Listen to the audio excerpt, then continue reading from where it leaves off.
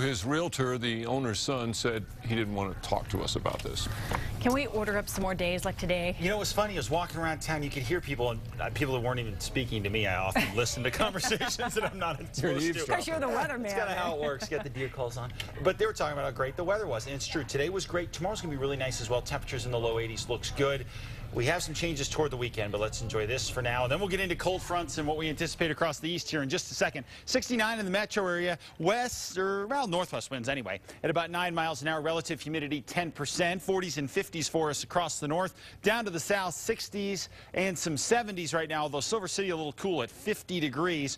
We have some gusty winds in Clayton right now. There's a good reason for that. Cold fronts closing in on the eastern side of the state here, and Clayton's on the leading edge of that, so their winds are gustier than anyone else's across the state. Everyone else has about single digits at this point, but you can actually see a bit of the front. It's draped right here across eastern Colorado, and that cool air is going to nudge its way into the state overnight tonight. So because of the front, we will see temperatures drop across eastern New Mexico throughout the day tomorrow by about 10 degrees. Now, this front's not going to be the factor that the past front was, but it will have some impact on the weather across the east, bringing temps down. But then everybody rebounds temperature-wise on Friday, and then into the weekend, temps will continue to go up. We'll also see winds start to crank up as well. So we will have fire danger as another big-time factor heading into this weekend. But let's talk about that front and what's going on with it. Remember, the front over the weekend was very deep. It came pouring in all the way across the state. So why isn't this one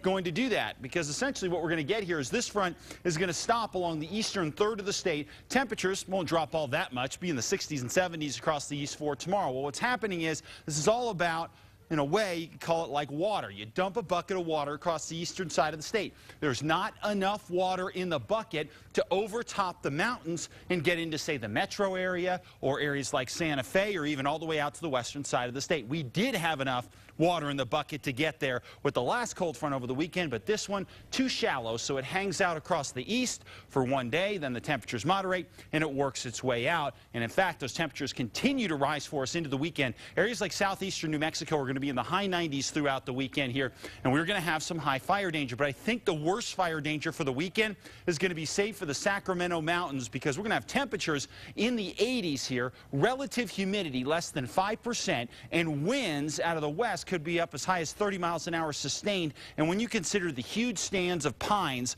around the Sacramento Mountains, this could be a really difficult situation there. So please be careful across that area, because we could be looking at a big time fire danger problem. 70s for us across the four corners for tomorrow.